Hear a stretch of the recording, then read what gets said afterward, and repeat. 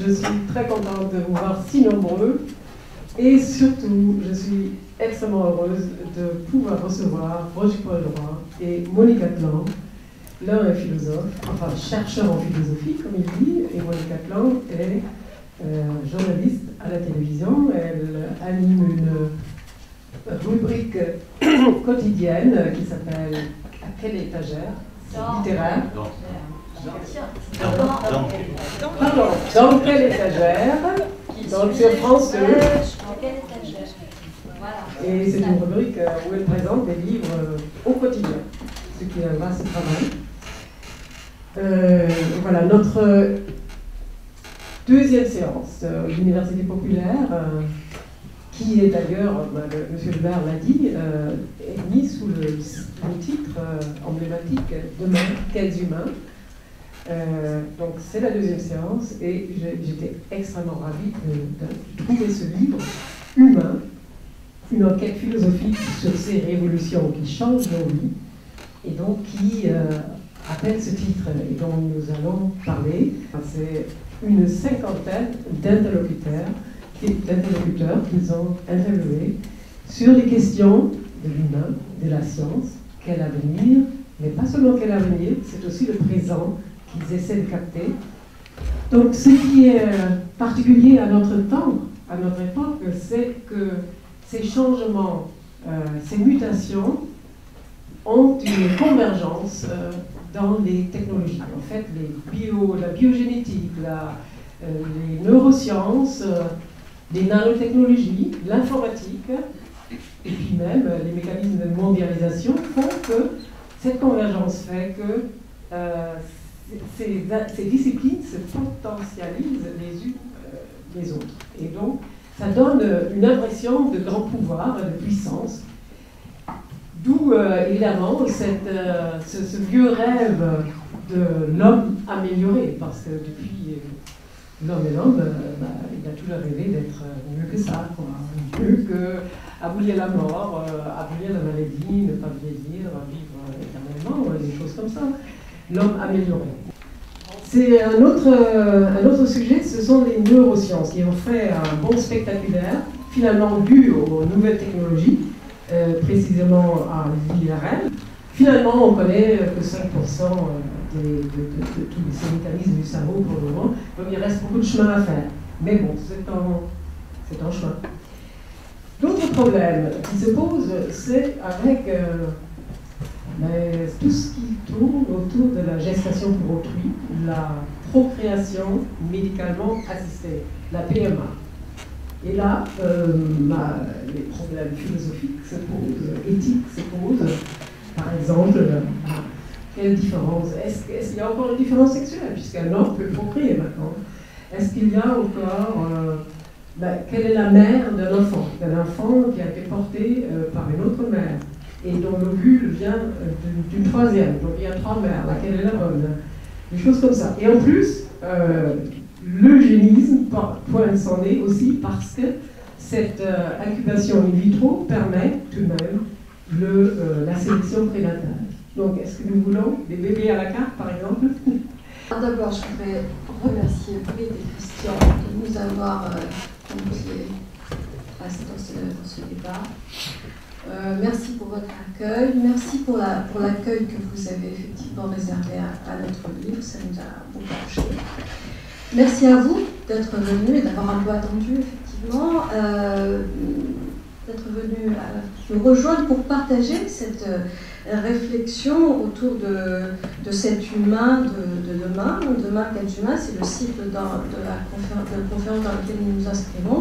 Et effectivement, cette interrogation qui est posée dans ce cycle de conférence recoupe, et je vais redire un petit peu parfois ce qu'a dit Britt, recoupe la longue interrogation qui nous a retenus pendant 2 ans à peu près avec Roger Paul, qui nous a amené à faire cette enquête, à faire ce livre qui s'appelle Humain, une enquête philosophique sur ces révolutions qui changent nos vies. Alors, vous le savez, ces questions, c'est effectivement tous les jours, on est abreuvé par les médias de toutes les premières qui concernent la fabrication, les premières mondiales sur la production d'organes artificiels, de sang artificiel, artificielles, de cellules artificielles. Il n'est pas un jour sans qu'on regarde, qu'on voit à la télévision des reportages, vous savez, sur ces robots de compagnie qui vont accompagner notre vieillesse. On ne sait pas encore comment ça va s'organiser, cette relation avec ces robots. Il n'est pas un jour sans qu'on nous parle de prolonger la vie sans limite. On nous prédit des prothèses, des nanorobots qui vont être intégrés à nos corps pour pouvoir diagnostiquer nos maladies, assurer une forme de maintenance qui vont permettre d'éviter toutes les maladies. Évidemment, toutes les techniques de procréation médicale assistée sont de plus en plus discutées et mises en œuvre. Évidemment, parallèlement, nous servons une vie de plus en plus connectée, nuit et jour, qui effectivement est en train de changer notre relation au temps. Et en plus, effectivement, il y a aussi un changement de notre relation à l'espace qui est dû effectivement à la mondialisation, à la transformation de notre rapport à l'espace, au lieu, à ces villes-mondes qui nous sont promis et qui émergent déjà un peu partout dans le monde. Qu'est-ce qu'a fait la biologie moléculaire? C'est qu'elle a, au début du XXe siècle, posé le principe de l'unité du vivant, je dis bien au niveau moléculaire. C'est-à-dire que, dorénavant, on ne peut plus, rien ne distingue plus la pierre, l'arbre, l'animal ou l'homme. Rien ne distingue plus le minéral, le végétal, l'animal et l'homme, qui sont faits des mêmes matériaux initiaux. Et évidemment, cette idée-là de l'unité du vivant va entraîner de façon incroyable une remise en question de toutes les idées de différenciation, de catégorie, de séparation, de limites, de contours entre les espèces, et forcément va reposer la question de où se place l'humain là-dedans. Révolution biogénétique, révolution nanotechnologique, et puis Brick l'a dit, cette explosion des sciences cognitives qui deviennent comme ça le phare de la science contemporaine, tous les crédits vont dans les sciences cognitives, avec cette idée que dorénavant, on va pouvoir rendre définitivement lisible, visible au cerveau, et donc maîtriser ce qui semble être le centre, la clé de l'humain. Dans le livre, on a voulu rassembler, au fond, qu'est-ce qu'on a fait? On a fait de la formation permanente, lui et moi, parce qu'on n'est pas scientifique, ni l'un ni l'autre, hein, pas du tout. Mais on s'est dit, il faut qu'on ait les outils pour comprendre, pour ne pas être largué dans le siècle qui vient. Donc il fallait effectivement s'expliquer, peut-être expliquer à ceux qui auraient envie de lire le livre, mais c'est quoi l'intelligence artificielle? C'est quoi les nanotechnologies? Comment ça s'est créé Internet? C'est quoi l'histoire de l'exploration du cerveau? Voilà, toutes ces questions-là, on se les est posées, elles n'avaient pas l'air d'avoir de liens entre elles, mais finalement il y a des liens entre tout ça. Comme vous l'avez compris, on a fait un grand voyage à la fois dans l'espace, mais aussi dans les disciplines, dans les idées et dans les questions. Et je vous remercie à mon tour et de nous avoir invités et d'être venu ce soir. Mais j'ajoute qu'on ne va pas refaire en une heure l'ensemble du parcours. Alors, comme il est impossible de faire le tour complet des questions, je vais simplement revenir sur quelques jalons des étapes de ce voyage que Monique vient d'énumérer pour faire en quelque sorte un petit voyage à l'intérieur peut-être du plus grand.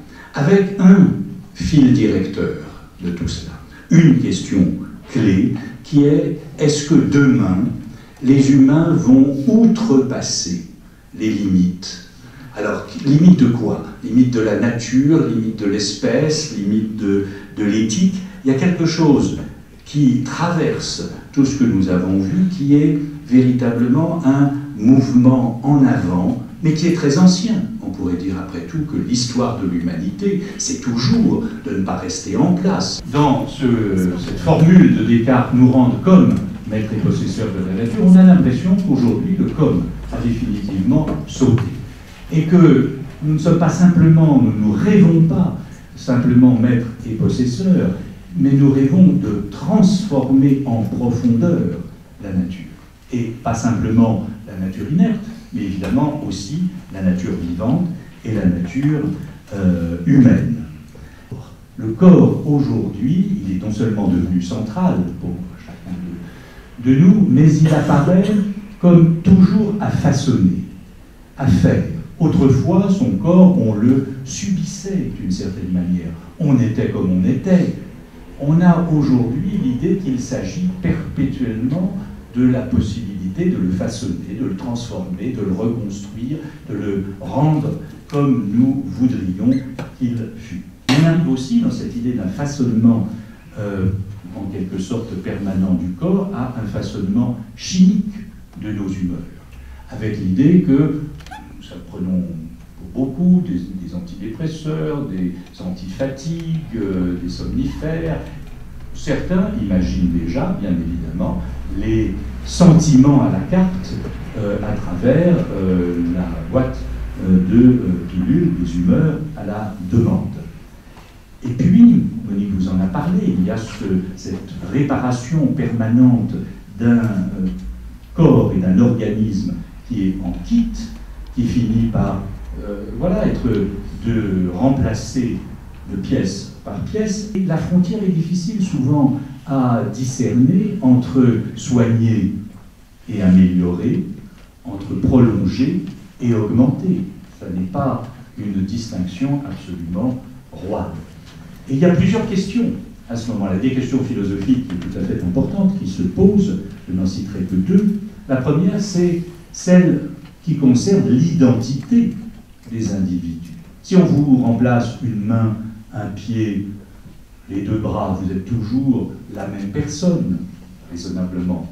Mais si on commence à vouloir augmenter votre mémoire, à modifier votre cerveau, à en remplacer tel ou tel type de fonction ou à la rendre plus puissante, est-ce que vous serez toujours le même individu?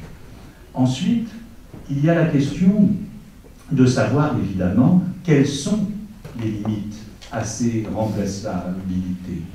À partir de quel moment ne doit-on plus intervenir à l'intérieur même, par exemple, du génome humain, et qui décide de cela? Donc il y a, si vous voulez, toujours dans ces choses-là plusieurs faces. Il y a une phase de menace, de risque, il ne faut pas le nier. Il ne faut pas non plus tomber dans le cauchemar apocalyptique. Il y a des aspects positifs, mais il y a surtout, quand on réfléchit à la méthode, quelque chose qui ne fonctionne plus sur le modèle classique des ingénieurs qui savent au départ comment fonctionne quelque chose et qui veulent le reproduire. Il y a surtout cette idée que l'humain classique a échoué et que finalement nous referions un humain différent qui serait cette fois meilleur. Ce que rêvent un certain nombre de transhumanistes comme Ray Kurzweil, ça n'est pas du tout un cauchemar technologique.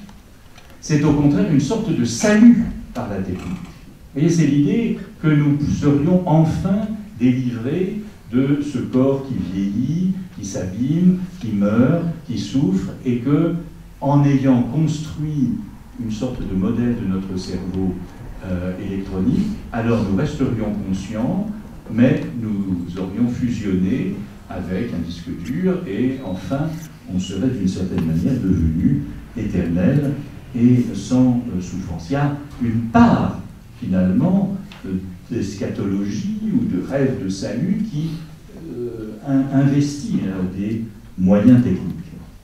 Comme tout cela, vous le comprenez bien, est emboîté, nous avons une série d'emboîtements des connaissances et en quelque sorte des rêves, ce qui rend possible ce projet de fusion humain-machine. C'est l'idée même, ou le projet même d'une intelligence artificielle. C'est-à-dire l'idée que notre cerveau lui-même est déjà, disent-ils, des partisans, ceux qui ont cherché dans le domaine de l'intelligence artificielle, conçoivent notre cerveau comme un ordinateur. Le pense, si vous voulez, comme une machine qui est en permanence en train de faire des calculs et qui fonctionne par des divisions et des symboles. Autrement dit, quand je suis en train de vous parler et vous écoutez, des milliers de calculs se font dans mes neurones pour faire des phrases, des mots, et tout cela est décodé dans vos cerveaux à vous. Ce modèle donc, computationnel du cerveau, il faut lui opposer aujourd'hui un autre type de modèle. Il y a des débats évidemment chez les neurocognitivistes et chez les spécialistes du cerveau entre ce modèle d'un cerveau-machine calculant qui, si il est exact, peut permettre à terme qu'on reproduise point par point et fonction par fonction mon cerveau dans une machine et que du coup on ait mon double pensant mécanique. Vous voyez, ça pose sur ce modèle. Si le cerveau n'est pas ainsi, ce que pensent aujourd'hui un certain nombre de neurobiologistes, comme Jean-Didier Vincent en France ou comme Antonio Damasio aux États-Unis, s'il n'est pas ainsi, il est quoi? Eh bien, il est d'abord ancré dans le corps. Il ne peut pas être, il est lié à nos systèmes hormonaux, il est lié à nos organes, il est lié à l'ensemble de notre environnement, et au lieu d'être simplement une machine à calculer, il est d'abord, Damasio insiste beaucoup là-dessus, une machine à s'émouvoir. Ce qui est intéressant de ce que vous n'interrogez pas, c'est que ce sont au fond deux modèles. D'abord, ce sont des métaphores qui finissent par être privées de l'aspect métaphore. On utilise des modèles pour essayer d'expliquer, et tous ces comme sautent à chaque fois.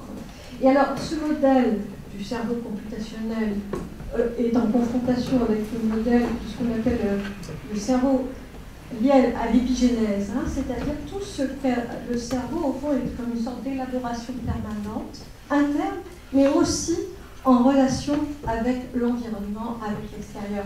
Et évidemment, dans cette histoire de l'intériorité qui risque d'être comme ça mise à mal, évacuée d'une certaine façon, c'est ce qu'on évoquait au tout début, c'est cette relation qu'on a avec l'extérieur. Tout ce qui concerne la révolution numérique, il est difficile de comprendre que cette révolution numérique est peut-être la vraie et avérée révolution que nous vivons actuellement. Les autres sont en gestation, sont potentiellement à venir, mais la révolution numérique est une vraie donnée qui change tout dans notre relation aux autres, avec cette virtualité, cette relation sans corps qui s'instaure.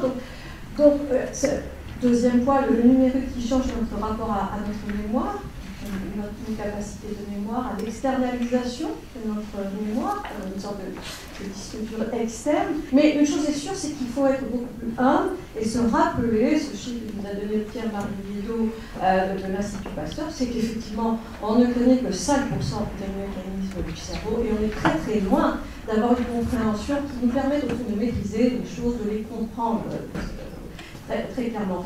Autre point que j'aurais pu aborder, comme nous pourrions aborder tout à l'heure, c'est notre relation au travail.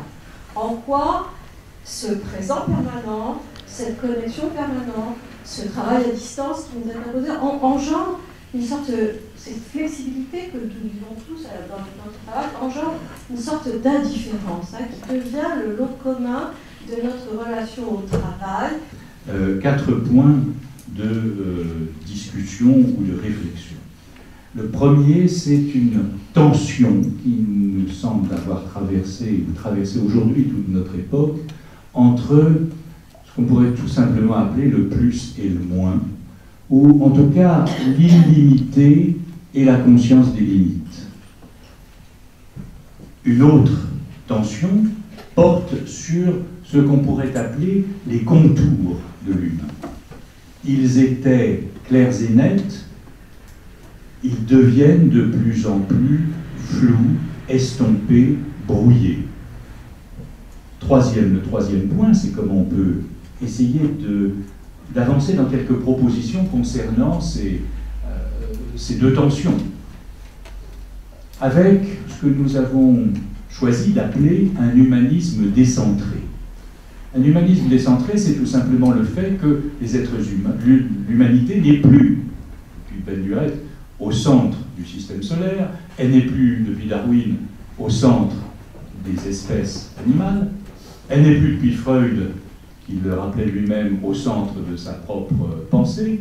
Mais on pourrait ajouter qu'elle n'est plus, depuis la biologie moléculaire, au centre même du vivant. Il y a une sorte de, si vous voulez, de décentrement majeur, mais qui ne doit pas annuler les spécificités humaines. Nous sommes cependant les seuls à avoir la conscience de la responsabilité que nous avons.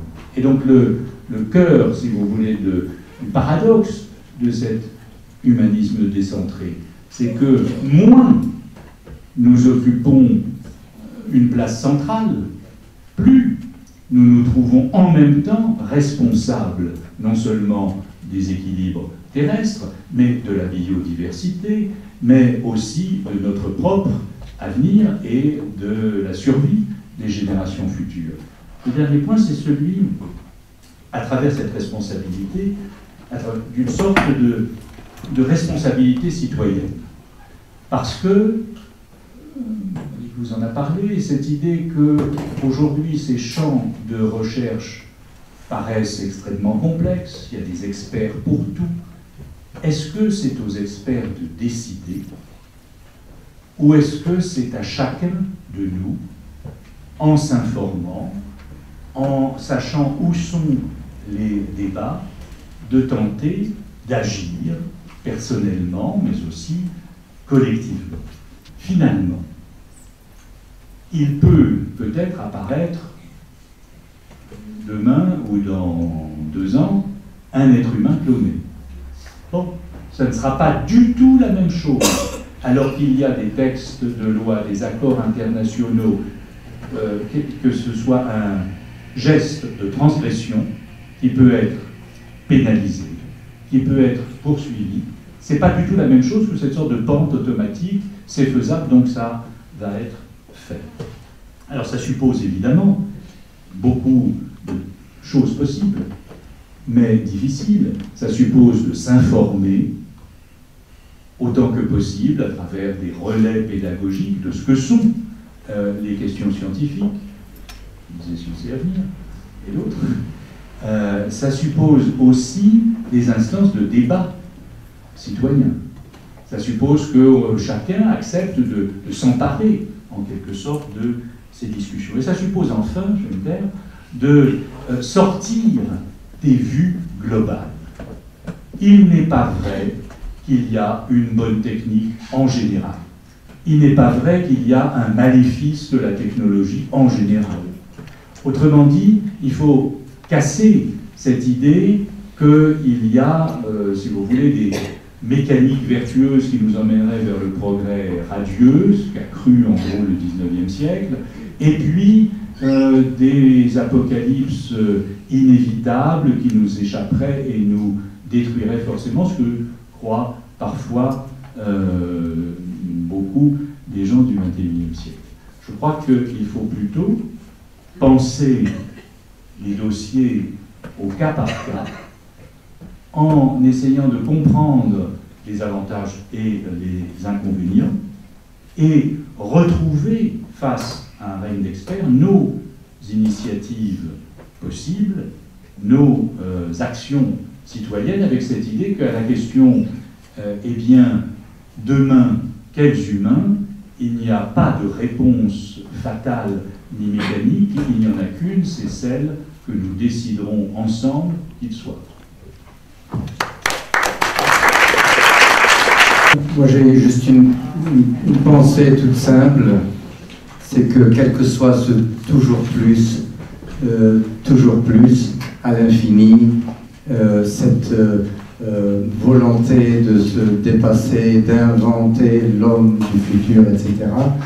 Je crois qu'il y a une chose qu'il ne faut pas oublier, en relativisant bien sûr tout le temps, c'est qu'il y a autre chose également d'inatteignable, une sorte d'existence dans l'inexistant, dans l'invisible, qui demeurera toujours, dans le spirituel, dans la pensée, dans l'émotion. Et ça, c'est le propre de l'humain qu'aucune technique ne pourra modifier. ça m'a fait penser à une phrase de Romain Gary, mais quand il était à Jars, qui a dit « Nous sommes en train de construire des routes », j'ajouterais très perfectionnées, qui mènent nulle part, quoi. Et je me demande si, justement, on s'appuie tellement sur les droits de l'homme, on en fait un État, mais est-ce qu'il ne va pas falloir, pour que justement savoir où les routes vont, faire des devoirs de l'homme, peut-être, en parlant de la même construction, ce qui sera sûrement difficile, parce qu'il y a les scientifiques, il y a les religieux qui vont se faire, mais est-ce que ça ne sera pas une façon de maîtriser l'humanité, parce qu'il va falloir qu'on choisisse un peu où on veut aller. Non, je crois que ça va être imposé, parce que sinon, on va nulle part. Bon, on est peut-être le fruit du hasard, donc le hasard va nulle part, mais on peut, justement, il va falloir qu'on soit Dieu et qu'on trouve nous-mêmes la finalité. Mais comment faire sinon? Sinon, on construit des routes, mais où vont-elles?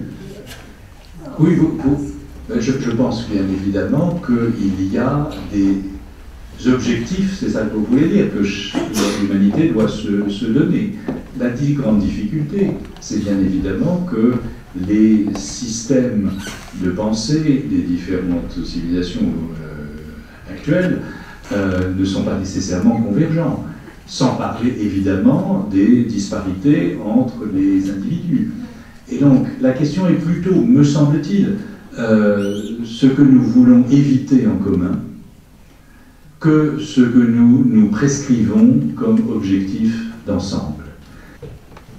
La science qu'on fait passer, qu'on vulgarise dans les revues, ça n'est pas de la science.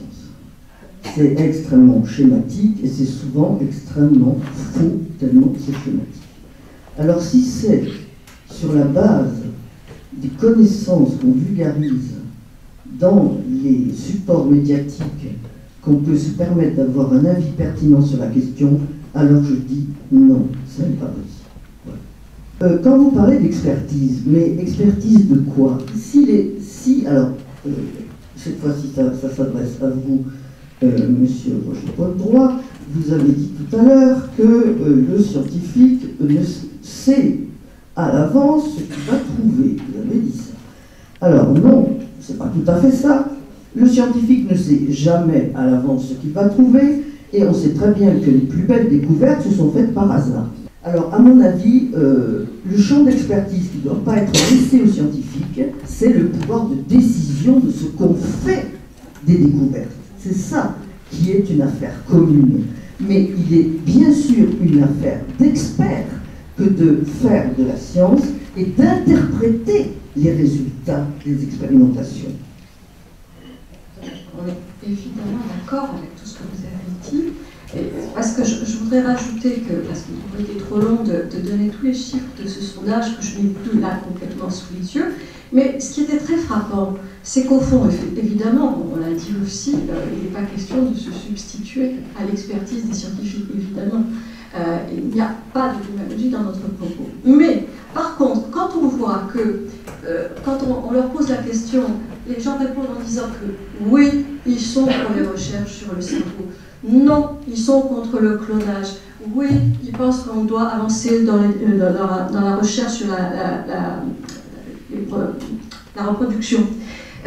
Si vous voulez, au Conseil de l'Europe, on a fait une conférence, il y avait un sociologue qui disait, au fond, quand il y a des enjeux éthiques forts, c'est assez simplifié le débat. C'est pour ça que Roger Paul prenait l'exemple du clonage. Donc, évidemment qu'il n'y a pas à intervenir tous les jours de notre vie. Chacun de nous est occupé à ses propres intérêts, ses propres centres de son travail, etc. Mais il y a évidemment quelques questions fortes qui relèvent de la décision collective. Bien sûr, j'ai eu tort de dire que le scientifique savait ce qu'il allait trouver. Vous me rappelez qu'il sait ce qu'il cherche, mais il ne sait pas s'il va le trouver. Hein. Je suis entièrement d'accord. Je suis d'accord aussi, et après j'ai une question à vous poser, je suis d'accord aussi avec l'idée que vous avez avancée que c'est aux chercheurs de chercher et éventuellement aux citoyens de décider de ce qu'on va faire du résultat découvert. Juste vous dire qu'aujourd'hui, je voyais dans les Échos, sur une page, il y a deux petites puces en haut, et Ray Kurzweil, donc l'homme de la singularité, disant les machines seront aussi intelligentes, enfin, vont dépasser les hommes en intelligence en 2029. Alors, juste la remarque, alors qu'il y a encore une dizaine d'années, quand vous parliez de Ray Kurzweil en France, personne ne savait qui c'était. Ensuite, si on avait traduit ses livres ou ses conférences, on aurait dit « qu'est-ce que c'est que ces conneries ?» Maintenant, vous avez une puce dans une page des Échos et qui vous dit la phrase de Kurzweil comme si c'était effectivement un technoprophète. Donc, ne pensez-vous pas, et voilà ma question, ne pensez-vous pas que ces options du transhumaniste percolent petit à petit dans notre société? Oui, ça infuse, ça rentre, et effectivement, le mouvement transhumaniste français s'est créé il y a 1 an et demi, 2 ans, de façon un peu plus avérée, commence à faire des conférences. Or, la France, comme on sait, est le premier consommateur au monde d'antidépresseurs. Sommes-nous vraiment en possession vraiment de notre vraie identité? Ça, c'est la première question. Et la deuxième chose, c'est que, effectivement, c'est intéressant de savoir qu'est-ce qu'on cherche quand on est scientifique, parce qu'on a cherché, en fait, finalement, à rendre les gens plus comment dire, imperméables à la douleur en créant donc ces antidépresseurs. On aurait pu aussi chercher d'autres modèles d'organisation qui leur permettent de mieux vivre ensemble. Notre satisfaction est dans l'immédiat, c'est une consommation de possibilités, de virtualité, de relations, plus que l'élaboration de relations avec les conflits qui impliquent toute relation, etc. Et plus encore, ce qu'il ajoute, c'est qu'au fond, cette façon d'envisager la relation entre connexion et déconnexion permanente, satisfaction immédiate et ne plus penser les choses dans la durée, est couplé avec ce désir de changer d'identité. Avant, dans les sociétés, enfin dans la pensée, dans les façons de se comporter précédentes, on essayait au contraire d'asseoir son identité. On se battait pour son identité, on la revendiquait et on la construisait pas à pas, c'était la sienne. Maintenant, au contraire, on rentre dans un jeu des identités, on métamorphose son identité. On peut d'abord tout bêtement ne pas donner son nom sur Internet, sur les petits, on ne va pas se présenter avec son vrai nom, etc. Donc, les apparences comptent beaucoup et le jeu des apparences prend une place très importante et effectivement, l'idée de la vraie identité est en question. Parce qu'au contraire, ce qui semble se lever et émerger, c'est plus l'idée de jouer avec les identités, comme ça, au fond, de ne jamais être tout à fait là, finalement, face à celui qu'on a en face de soi. Oui, effectivement, je crois que ça percole, comme vous disiez, ou ça se diffuse, avec probablement plusieurs raisons, mais le fait, par exemple, que la conviction de Kurzweil et d'un certain nombre de ceux qui sont autour d'eux, c'est « nous sommes tout près, à 20, 30 ans environ, d'un basculement complet ». Et si ce basculement signifie l'accès possible à une vie complètement différente, voire une forme d'immortalité ici-bas, alors vous imaginez bien que ça vaut le coup de prendre des pilules, parce que ce serait trop bête de rater le bateau à quelques encablures, quoi. Mais c'est fondé surtout sur cette idée, en partie scientifique et en partie complètement fantasmatique, que nous sommes capables de transformer suffisamment notre condition pour faire cette mutation. Le risque dont on n'a pas du tout parlé, c'est celui d'une humanité à 2 vitesses. Parce que s'il n'y a rien, après tout, de profondément indigne à l'idée de vouloir vivre quelques centaines d'années au lieu de quelques dizaines, il y a quelque chose d'indigne au fait que seulement certains soient dans cette situation, et s'il y a des hommes dits augmentés alors que la quasi-totalité des autres ne le sont pas, on serait, parce que je ne crois pas une seconde, mais on serait dans ce cas de figure-là avec une véritable disparition de ce sentiment de commune appartenance à l'humanité. Et quand on voit actuellement, peut-être qu'on connaît que 5% ou pas 5%, peu importe, du cerveau, et quand on voit comment on n'arrive pas à contrôler la nature, je suis un petit peu surprise que dans un espace de 30 ans, il y ait des gens qui arrivent à croire complètement qu'ils vont arriver à tout contrôler. Quand on pense qu'un tsunami peut renverser une vague de 800 km peut traverser, je veux dire, tout d'un coup, on passe la mesure de ce qui est là vraiment et de ce qu'on souhaite. Et finalement, est-ce que cette espèce de désir de puissance et de tout contrôler, c'est pas simplement la peur de l'impuissance et puis la peur d'être simplement ce qu'on est, quoi, c'est-à-dire pas tout et de pas tout pouvoir, quoi. Et que ça, il faut peut-être un peu sortir de l'air, tomber les pieds sur terre, aussi loin qu'on puisse aller sur le plan scientifique. Entièrement d'accord, oui, bien sûr, il y a un rêve de toute puissance à l'intérieur de tout cela, et puis il y a aussi profondément, je crois, le rêve d'échapper enfin à notre condition. Il y a quelque chose, si vous voulez, qui nous a paru traverser de proche en proche toute une série comme ça de ces formations qui mêlent des réalités avec beaucoup de fiction, qui est en finir enfin avec les embarras de la conscience, en finir enfin avec l'opacité des individus, en finir enfin avec le hasard lui-même, en finir enfin avec tout ce qui fait finalement cette espèce de poids de hasard, de contingence et de chair, qui est éphémère aussi, qui est une vieille condition humaine.